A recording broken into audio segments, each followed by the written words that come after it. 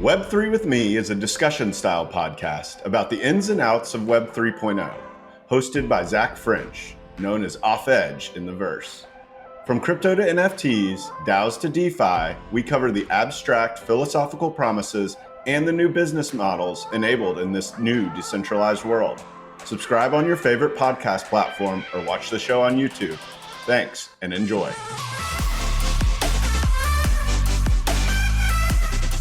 Zach French is a bar-certified attorney, and nothing expressed by Zach during Web3 with Me shall be considered legal advice. All the opinions expressed by Zach and his guests are solely their own opinions. All content in Web3 with Me is for informational purposes only. Zach and his podcast guests may maintain positions in the securities discussed during Web3 with Me. My guest today is Chris, known as ChrisCoCreated. ETH in the verse. Chris is a Web3 community artist, making with and for people who are exploring what Web3 can be. With a background in theater, in real life, or IRL, he's founded two organizations at the intersection of care and creativity. He co-creates with his community, making work that is open, curious, and playful, as you'll learn in the podcast. Currently working on Nouns DAO funded project, a key contributor for the Philosophical Foxes, a community near and dear to my heart as well, he is also making his own work within those communities too. I hope you enjoy the episode. LFG baby, let's start vibing.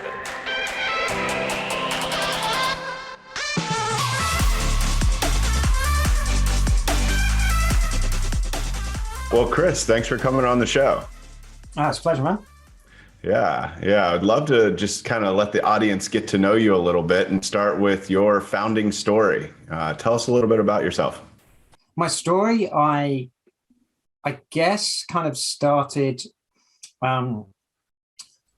when I got into making theatre when I was kind of at school, and then did that at uni, and from there I ended up making what we called community theatre. And so like your conventional theatre would be, hi, I'm up performing on a stage and you guys are the audience and you sit and you watch, and it's kind of, I'm doing it for you. Whereas community theatre, I always thought of as like with and for. So it became about telling the stories of maybe older people living in a care home or kids in a school.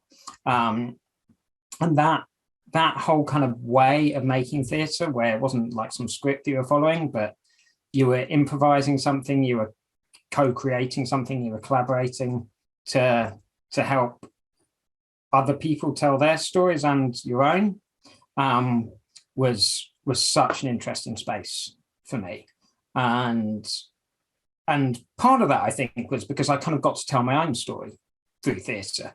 And that was so empowering. I'm 50% deaf. I didn't get hearing aids till I was 14. I was like your shy, underconfident kid, and kind of slowly over a process of years got kind of cuts. 6 years later, I'm 20, I'm at the Edinburgh Festival, I'm doing a show that's about my life and the people that I made it with. And it was, people were laughing and clapping and selling out. And it was like, holy shit, it's like someone, I see you. People see me and they enjoy me and they validate me and, you know, all that nice, great stuff. And I think that kind of drove me into wanting to give that opportunity to others. But I was making theatre and we were working in care homes and stuff. And so yeah, just to kind of link the end of that story, which was, yeah, please do. I kind of got this engaged from the theatre stuff, I think, because it was all kind of care homes and drafty church halls, and no one fundamentally cared other than the people who were there. There were no resources, and it didn't make enough of a difference fundamentally. So I ended up working in social business, kind of around creativity and care. That's a whole nother story, but that ended up being kind of the like last 15 years of my life. That was the last 15 years.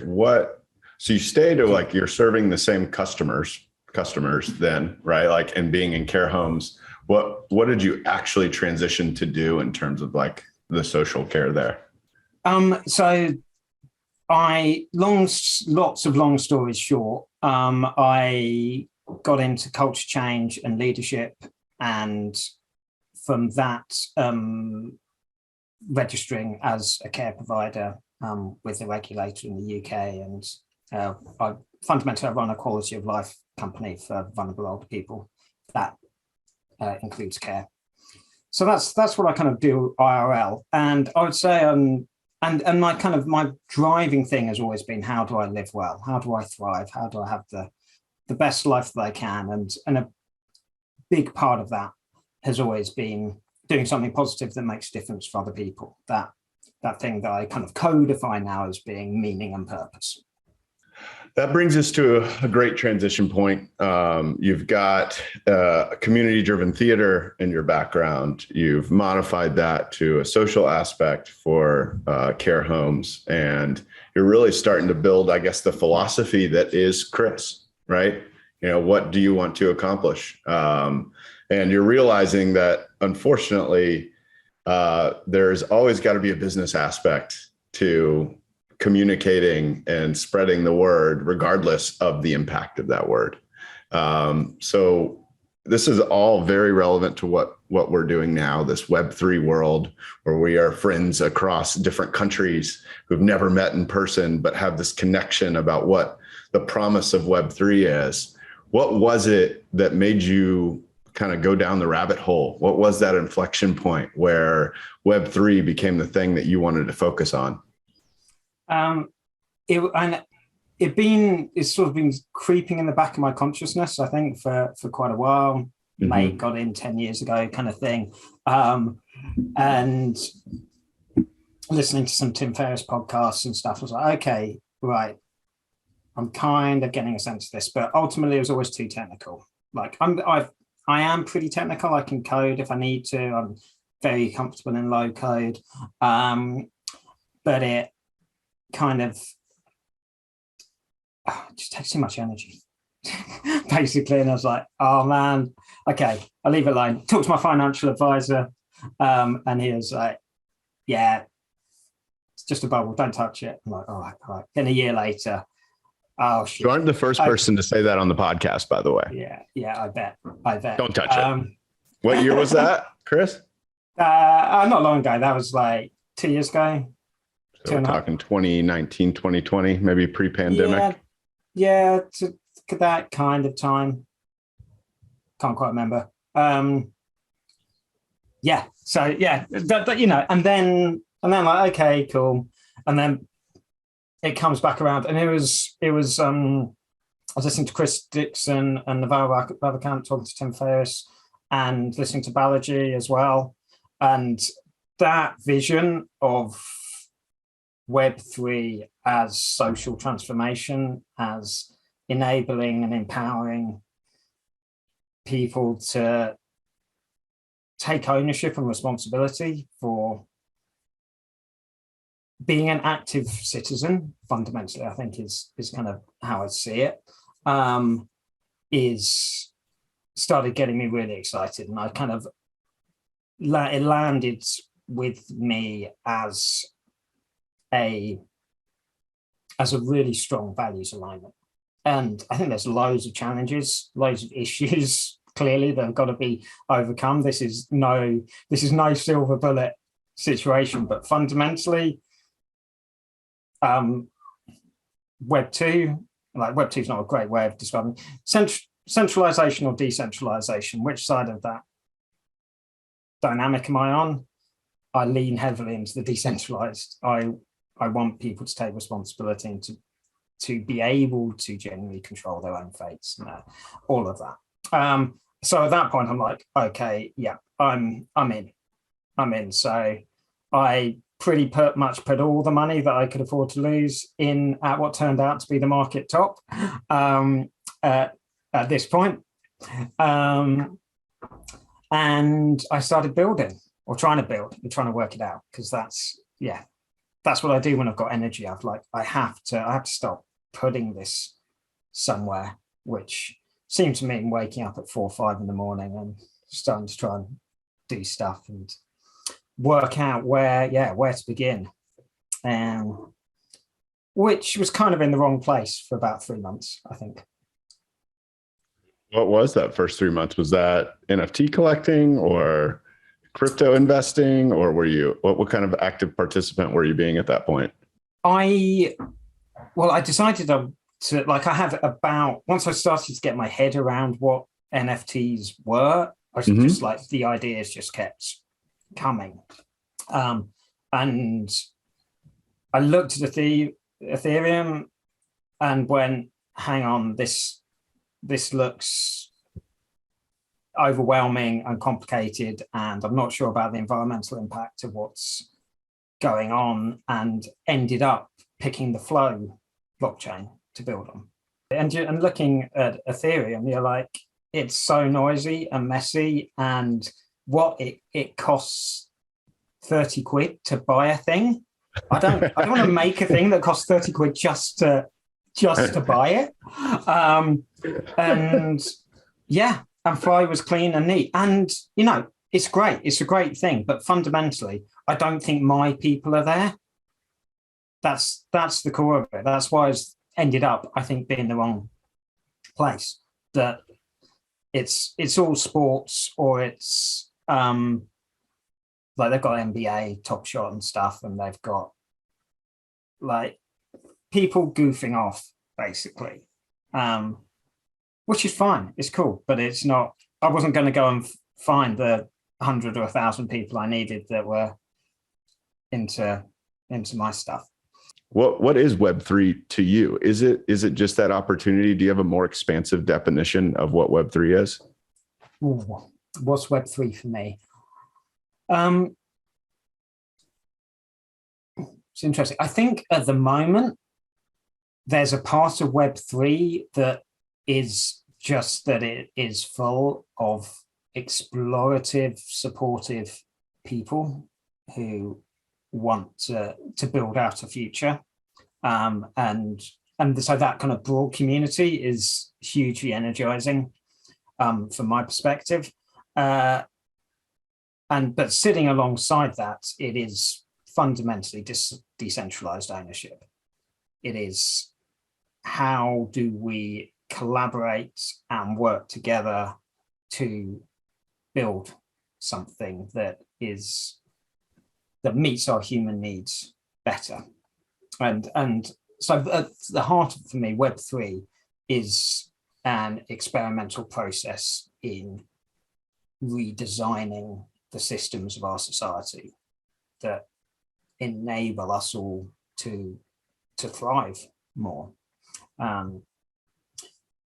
I know that you have been focused on mental health in the past, and I know that you have kind of developed a really unique way of participating in this. Just to give you an idea of the variety of participants we've had so far, there's been people that are just full-time NFT collectors who may help with NFT projects on the side. And there's been people who own 3 to 4 NFTs and are big crypto investors, but participate as a services provider, right. Which I guess you would lean towards that. But can you tell the audience a little bit more about what you are doing in Web3?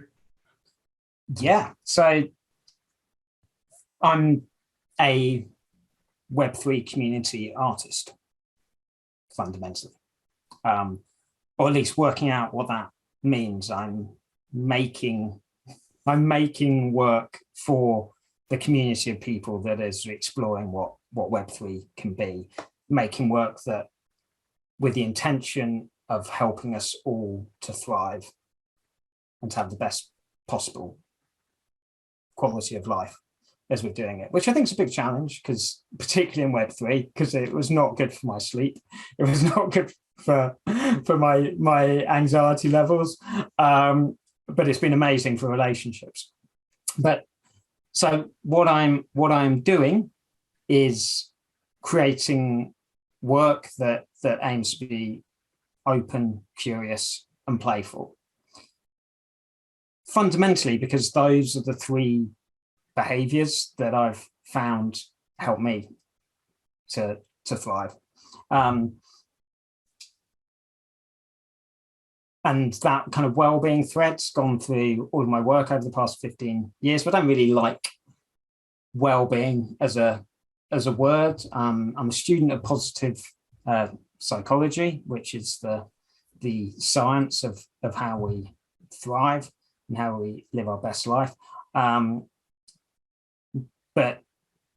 I don't think that's particularly helpful language either. So I'd like to think about mental wealth in this space. I think a lot of people are in crypto one way or the other because they're after the financial wealth, and it's like, well, what is wealth ultimately? It's the resources that give us control over our lives. It's the freedom.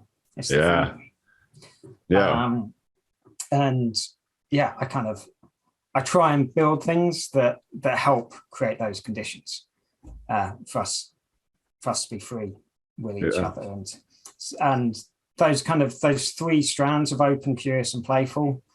One of the things you've been working on, one of the things that connected us that adds to that open vulnerability side, the second part of openness to you, is this 100% vulnerable project that you've been working on. And it is a masterful piece of writing. I think when I read it, it just evoked a lot of empathy and of the emotions that I felt. So, we could read it, but, let's show it instead. Now that you've kind of explained a little bit of the open aspect, that is one of your core tenets in this space. What about curious? How do you view curious? I'm particularly interested in that word since I deem myself hyper curious. I don't know if that's actually a word, but I made it up. But yeah, tell me what curious means to you and what it is in Web3. Curiosity about the world, but also about ourselves and each other. I want to understand what's happening, and that connection builds relationship, and by knowing ourselves and each other, then we can be more resilient. We can help each other better. We can understand what's going on. We have one more thing. I don't know if you would consider Playful self-defining, but is there a particular aspect of Playful that you want to share, or is it just about like approaching things and kind of like the child's mindset is kind of the first thing I think of, is like, because it kind of aligns with open and curious, is like, let's have fun with this. Right, for sure. Yeah, 100%. Like that's the heart of it. The definition that I use or like is that it's not being attached to the outcome. It's that place of detachment that kind of free play comes from, which is super interesting, I think, because we're here with crypto, because I think people are attached as hell to the outcome. Any chat about floor price, that's a chat about outcome, fundamentally. And what I'm trying to do for myself is kind of lean into the play, lean into the fun. I talk to my wife quite a lot about Web3. She has very little interest in Web3 fundamentally. She kind of wished I would shut up for quite a lot of it. But whenever I'm talking to her, like, should I do this? Should I do that? And she's like, Web3 is about fun for you. Yeah.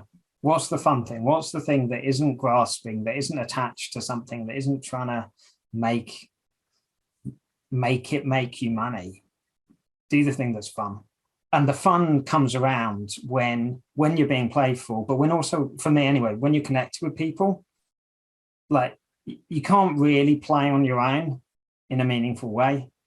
You can, like you can play on your own and it's okay. Stop playing with someone else and it multiplies massively, which is part of the challenge of Twitter and Discord and all of these things. It's like you're putting stuff out there and it can just be this blank wall of silence, basically. It's like, similarly, like you and I are in the philosophical foxes. And I love that you leaned in for that one. That was our connection. Yes. Yeah, that's where it started. That was our connection. The philosophical foxes. What a great article. Mario Gabriel, for the audience, is a excellent writer, is the creator of the philosophical foxes, not from the artistic point of view, but from the philosophical point of view. Pun intended. And they have the most unique set of properties. And for those not familiar with NFTs, properties are what make NFTs rare, right? There are these unique qualities that are usually generated by an algorithm when you mint.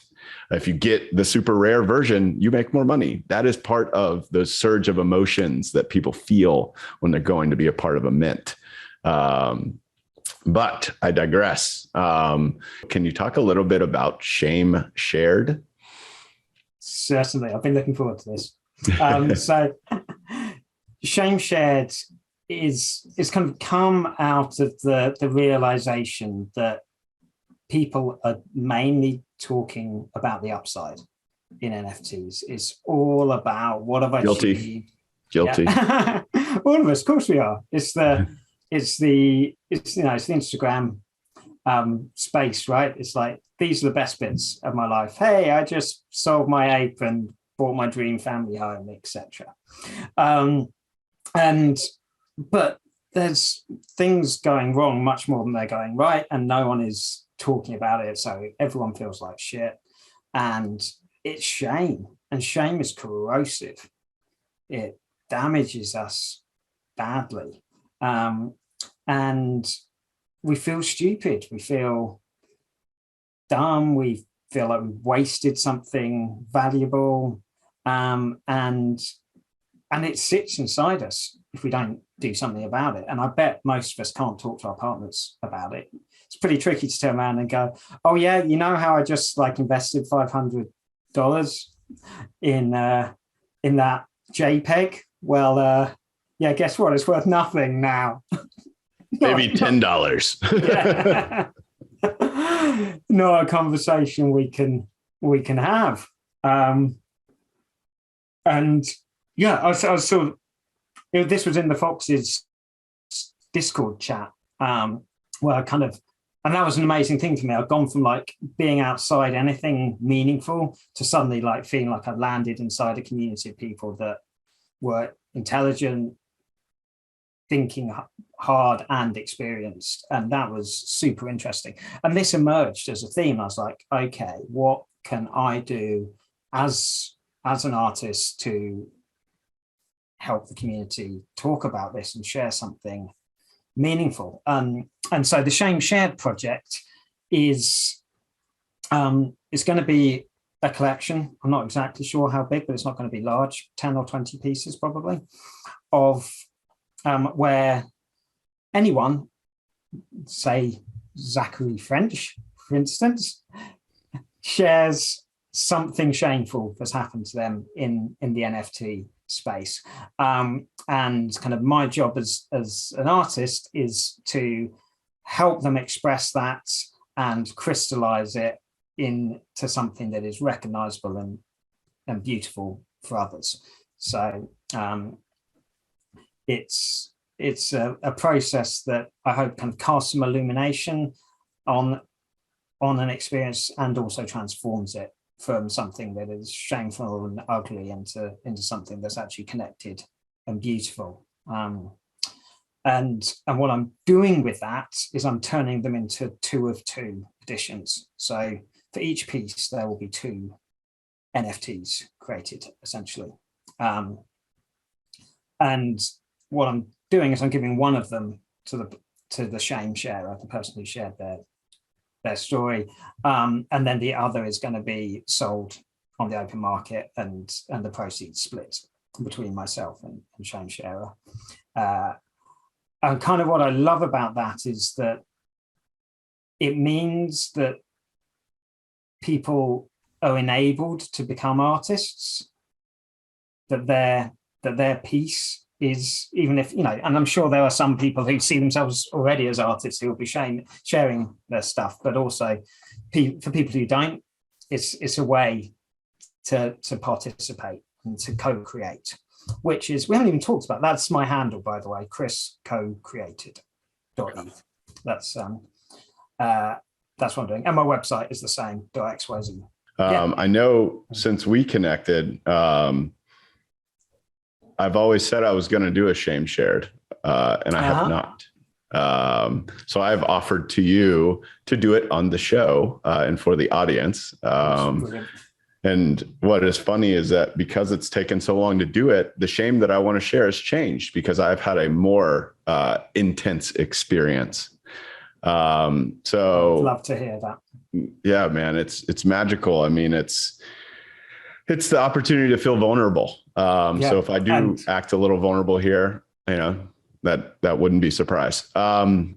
So massive hats off to you for taking this on, because most people would sit safely behind a computer screen and type it up and probably delete it and probably never send it. I did that a few times. It was an open tab for a while. It was a pinned tab for a little while. I wrote like a paragraph about a totally different experience. But this one is related to the other side drop. I think just for context, the audience, the other side was the metaverse that was dropped by the parent company of the Bored Ape Yacht Club, the most valuable PFP collection out there. And it was a land drop. There was some things that happened beforehand. In order for you to register, you had to do KYC, or know your customer, and provide your ID and all of this. So before I left to go out of town for a few weeks, I had done the KYC process. They had rejected it and I redid it, but then I left only to come home and find out that I was rejected. I wasn't luckily not on my computer much to check it before then. But by the time I got home, it was too late. So I had to go and reach out to my communities and try to find someone who either was willing to offer and or could not afford to mint 2 of these lands, because each wallet that was approved got to mint 2. And so luckily enough, my mentor, who's also been on the show, Josh, he found somebody for me, and we made it happen. And we went through a lot of effort. I got to know the person. I mean, for context here, this is each of those lands just for the price of 305 ape at the time. Ape is the ape coin, was about $6,000. US dollars, or 2 ETH, however, whatever quantity you want to look at it, it was a lot. So for me to send that to a person and all that, we, did this similar thing. We met, we felt comfortable with each other. It was cool. And then we get to the point, we're in the voice channel of the Discord channel for the Beans, holla every episode. That's my background. We start to go through the minting, and as expected, there is a gas war. And we end up on the voice channel for about 2.5 hours. And unless you spend about 2 ETH more on gas, you are not getting through. So it was the entire time, very nerve-wracking experience. So I wrote a little something after this, because in the moment I was kind of like, whatever, at least we didn't lose the money. We only lost the gas, which is being refunded. So in the grand scheme of things, we're left at nothing. But the other side was this opportunity for me to be a part of this collection that had been so elusive, that I had even had failed transactions trying to buy in at one point. And that, everybody so adamantly believed in, and I felt like it was just going to finally come to fruition. So I'm going to read from something I wrote because I wanted to capture the emotion in the moment. And this is my shame shared. It's the hardest I've ever been hit by a mint. And I wasn't even the one minting. This opportunity meant so much promise, so much hard work, culminating in an undeniable opportunity in a community that remained elusive during my tenure in the NFT space. I have failed, and it feels like the end of an era for my NFT collecting. I feel like my entire time in this space has been wasted. Constant butterflies are in my stomach right now. Poor decisions popping up in my head. I don't have anything to show for any of those decisions. I was up until 1 a.m. with these thoughts in my head. Now I'm waking up and here come the waterworks. I keep thinking it's fake, that I'm milking it. How could an NFT create this kind of emotion? But it's as really as I've felt. It's as real as I've felt in a long time. Time to go about my day and make sure that I remember this opportunity. But yet I still cry at breakfast. My kids' breakfast, I'm crying. The bottle for my daughter, I'm crying. I think that this should provide a good perspective for everybody, for the emotions that you feel. I was lucky enough to have a partner, my wife, who was helpful to get through this before I spiraled anymore. But that experience from an NFT minting is shame. And I'm really happy to share it with everybody.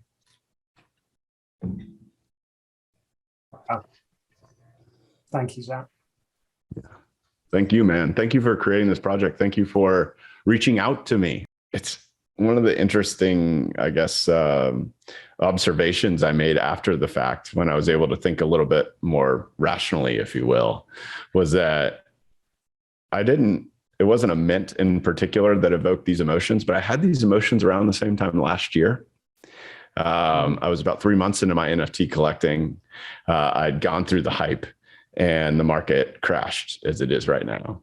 Right. My collection was, a third of the size of what it is now, but I saw it go down by 80%. There were sleepless nights, even though I did exactly what you did, Chris. I took the money that I was willing to lose. And I made this bet, as I call it, because it is very speculative. You still don't like to see it gone. And this had a lot of the same feelings, but with a lot more money on the line. Yeah. Reflecting on like my collection as a whole. So, from an objective perspective, it revealed like the cyclical nature of the market. There's going to be downturns, even though I always talk about it. It just like when it happens, it's just a little harder. Yeah, for sure. Yeah. And there's something like, I think you and I have got some similar drivers knocking around. Mm-hmm. And, for me, it's like, this is gonna come good. This is going to be like all this potential, but I'm always seeing in the world, it's going to turn up here. And then when it doesn't, it's like, okay, yeah, it's just me being over enthusiastic again. Yeah, we do. We share an enthusiasm for just like share a high level of energy and enthusiasm very quickly for things, right? We get an idea, we riff on it. It seems great. And then, I don't know if you have one, but I have my reality checks that I go to, the people in my life that know that I have that aspect and will talk it out with me. Coincidentally, it is probably the two guests that have been on the podcast so far. So we've talked about shame shared a bit. It is a Web3 native way to explore and become more self-aware and become vulnerable so that you can grow in this space. That's what it meant to me. And that's why it was so powerful for me. And why we started to talk about a bunch of other ideas. So we've got your philosophy, we've got one of your projects. What is it like? What is the future for ChrisCoCreated? Where are you headed now? It's just such an exciting journey. You're addressing, whether you want to call it mental well-being, mental health, mental wealth, just in general, adding value to the community. You're in a very important area of the space. So what else are you doing? So I think what I'm doing is I'm going to continue making art, community art, basically. I'm going to be building out these projects. I'm really trying to focus at the moment and just like deliver on a fairly narrow range. But yeah, the Vulnerable project is most of the way there. The Shame Shared is most of the way there. My website is just coming. Get those done and out there. I'm doing a project for the nouns that I mentioned. So that's all building away at the time being. But fundamentally, I'm going to keep making open, curious, and playful work. That's the heart of it. And with and for my community. So like the next stage for the vulnerables is to create a piece, because when people are sharing, when they're buying a vulnerable, I also ask them to share some vulnerability with me, and so I'm gonna turn that into a piece to kind of complete that collection. And I've got pieces in the works that's kind of about understanding ourselves and each other better as well. And kind of, I'm very much in an exploratory place at the moment. It's like, where's it fun? Where's the energy? Keep making the work. I've got my own custom manifold contract now, which feels quite solid. That's like, okay. For the audience, Manifold is the, I guess, undisputed leader of like smart contract services for artists, whether it's, the front end website or the smart contract on the back end. They have been able to, I guess, templatize this process. Shout out to Richard, who's been an amazing founder, and Young Weekend, who creates amazing art and is a great founder as well. It's a really cool company, and they service some of the biggest artists in the space, and yet they make it accessible for beginning artists too, which is really cool. It's very consistent with the Web3 mission. So good for you for getting with Manifold. Yeah, no, it's wild, the support and the way you can just do that. You can, it's absolute class. The service for free fundamentally, and it gives that control and that ability to author your own work, which is really interesting. And it's kind of fundamental. I think a lot of the, I wouldn't say naysayers, because like most of these people are in the space, but a lot of the issues that people in this space have is like, do you really own your contract? Do you really own the image that you are buying? Or is it just pointing to a link, an IPFS, right? And is it just hosted in a cloud? And how consistent is that with the space? So Manifold does make that ownership part like possible. And it's because it was founded with Web3 in mind and all that. So that's pretty cool. As we kind of wrap up here, I always like to get your idea, or my guest's idea, of what a future in this space might look like. So, tell me a little bit about where you see yourself in the next year or so, which seems like light. I mean, so far in this space, because we've been in it, some of us for less than a year, some of us just over a year, and it seems like 10 years. But, where do you see yourself in a year? And what is the ideal situation in 5 to 10 years for Web3 to you? Wow, cool. Those are some quite big questions. So in terms of myself, my work, I'd say kind of in a year's time, I hope to be in a place where I have a strong community of co-creative collectors of the work that I'm making, that are kind of in for the journey and the ride, and kind of building something that is open, curious, and playful with them, because there's no point in playing on your own, as I said. So I'm kind of hopeful that builds out. There's some great people like yourself who are already in there. I'm hoping to kind of to integrate the various threads a little bit more into something a bit more coherent. So the project I'm doing with the Nouns community, like, they're buying it because it's a cool extension on Nouns. I don't think many of them yet realize all this other stuff that I've got going on. And it's like, by holding one of those, you're part of this. You're kind of maybe lent heavily into the Playful piece at the moment, but I'm hoping to kind of draw that in and together a bit more. And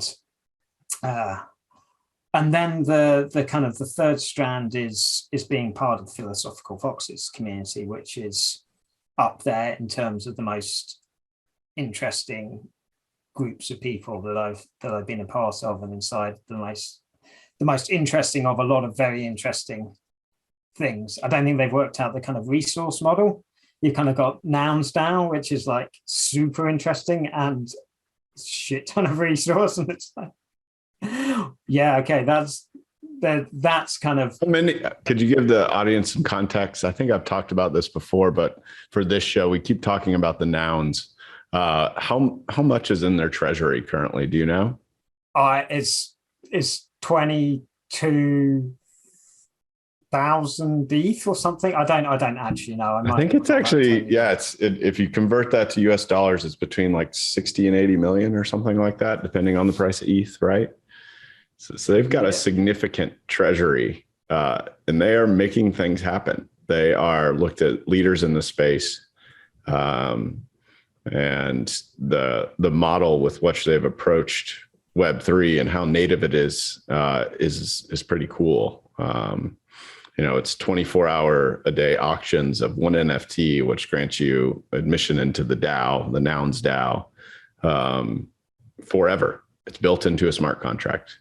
And 100% of those proceeds go into this treasury. And then the purpose of the DAO is to basically to proliferate and make the nouns ubiquitous in the broader society, right? They've already given millions of dollars to charities on top of that. And they are building some really cool things. And anyone that has the internet can go to a website and see exactly what they're doing. That is that level of transparency.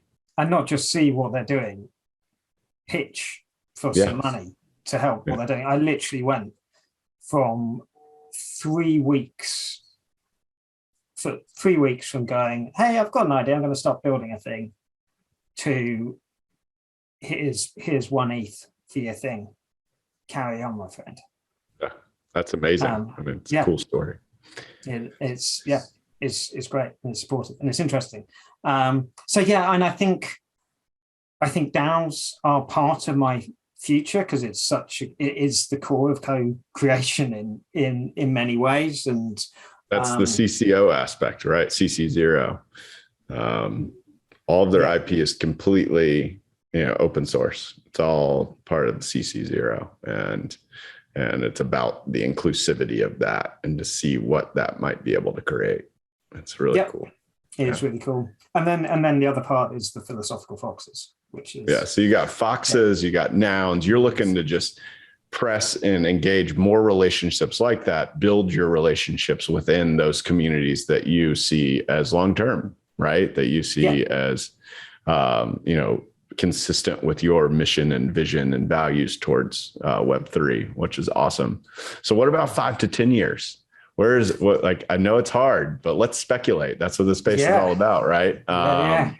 What is Chris doing? What is Chris doing in Web3 in 5 to 10 years? Where is Web3? Totally interesting. Yeah. Is it Web 10 by then? 10.0? I don't know. Who knows? I suspect that there'll be, I don't know. This is too many things, but we don't need to focus right now, so it's fine.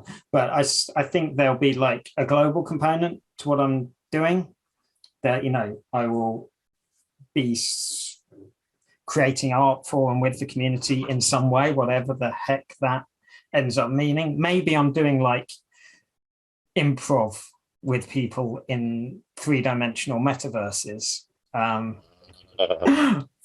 Who knows? So there might be that bit. So thank you, Chris. Thanks for being such a good friend and coming on the podcast. It's been magical to share this experience with you, and emotional, of course, which I expected. It's a good thing, right? To be open. I've made it a point actually on Twitter to be more open. So I guess in closing, you've shared all this wonderful information. How do people get in touch with you? Where can they find you? So I am ChrisCoCreated on Twitter. That's probably the best way to grab me. My DMs are open. But yeah, you can come to my website, ChrisCoCreated.xyz. You can send me crypto at ChrisCoCreated.eth. But only the good coins, no shit coins here. Yeah, no shit coins. No. Preferably connect with me. Yeah. And then send me crypto because so I know why it's in my wallet. Yeah, right. Yeah. Yeah. That's the best way to do it, really. Yeah, appreciate it. Thank you so much. Thanks for joining Web3 with me. Make sure to follow us on YouTube, Spotify, and Apple Podcasts. Also, if you enjoyed the show, please leave us a review, as it'll help us reach more people. If you want to connect with me personally, you can find me on Twitter at @offedge_. Thanks for vibing in the verse with me, and hope you'll join us next time.